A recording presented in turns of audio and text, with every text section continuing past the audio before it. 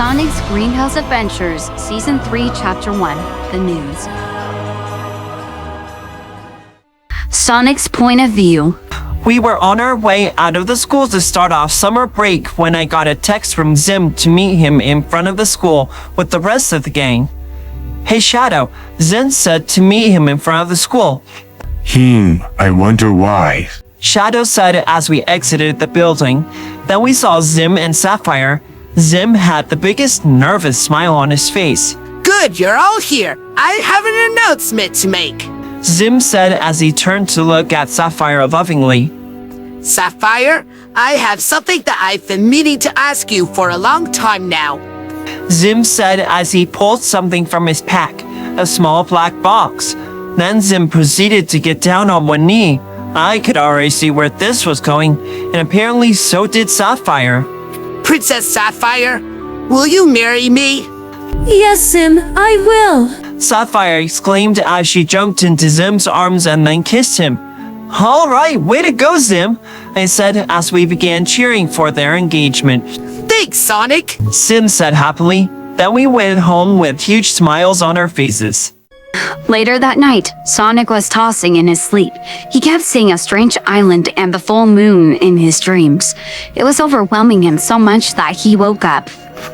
Huh? What was that all about? I had to sketch this strange island out before I lose my mind. Sonic thought to himself as he grabbed his sketching supplies and sat at his little sketch desk that Maddie bought for him after the possession virus incident. Once he was satisfied with the sketch, he went back to sleep. Sonic's point of view. The next morning, I got ready for the day and grabbed the sketch of the island and went downstairs. Good morning, Sonic. What do you have there? I had a weird dream last night. I just had to make a sketch of it, I said seriously as I showed her the sketch. Wow, that island looks so beautiful and mysterious. And that's not all. I kept seeing the full moon. I know this is gonna sound crazy, but it feels like they're calling out to me. I'm getting a sense of deja vu from the dream I had that foreshadowed our reunion. Well, I don't think you're crazy. If you want some advice, follow your gut instincts. Thanks, Dwangfa. I hope the others wake up soon, for I need to tell them about all of this. Just then, I heard Annika crying.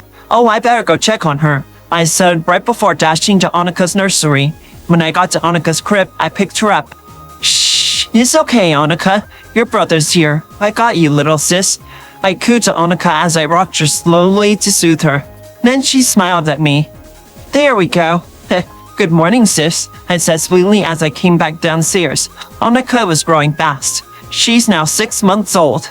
She was already crawling and is very close to walking. I was now 15 and Shadow is 17. An hour later, Putzel Mom and Donut Dad came into the kitchen, and I saw Putzel Mom getting Annika's bottle ready. Must be hungry, I said happily. Morning, guys. Shadow said as he sat down at the dining table. Then I told them what I had told Blanca. Wow, sounds pretty important. Before I could hand Annika to Mom and show them the sketch, my phone rang. Hey Shadow, can you answer my phone and put it on speaker? I asked sheepishly. Sure thing, bro. Shadow said as he did just that. Hey Sonic, are you on speakerphone? Because this news is for your whole family. Yes, we're all ears. Great, I have been thinking and realized you should have the rest of the world get used to you as we did. So how would you all like to go on a summer vacation, funded by me of course, to the Australian coast? Huh, I really did think about that. We'd love to. However, I'll need to call you back in a minute. I have to make another call real quick, I said as I handed Annika to Pretzel Mom, who had finished drinking her bottle. Very well, Sonic. Bye. The president said happily and hung up. So, what do you guys think? I asked hopefully.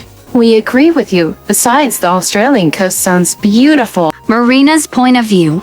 I was talking to my parents about how I and Sonic were doing when my phone rang. I looked at the caller ID and answered immediately when I saw Sonic's name. Hey Sonic, what's up? I asked happily. Hey Marina, can you put me on speakerphone if your parents are with you? Sure thing, Sonic, I said and turned the phone call to speakerphone. So Sonic, what is it? I have huge news. The president just called and offered us a summer vacation at the Australian coast. Since only the US knows about me, I need to spread out. He's going to take care of everything when it comes to money too.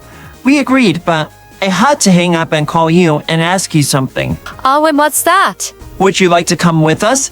I can't bear the idea of spending a summer without you, but this trip will be very important at the same time. You see, that's why I had to hang up so I could tell him about it if you say yes. Yes, I'd love to. So, Mom, Dad, can I please go? Please? I say giving my parents the biggest puppy dog pat I can muster. Of course, sweetie. Just promise me you'll keep her safe, Sonic. I promise. You can count on me to do just that, Mr. Melody. And thanks, guys. I'll tell you the date as soon as I can. Sonic said right before hanging up. I couldn't wait for this trip to start. Sonic's point of view.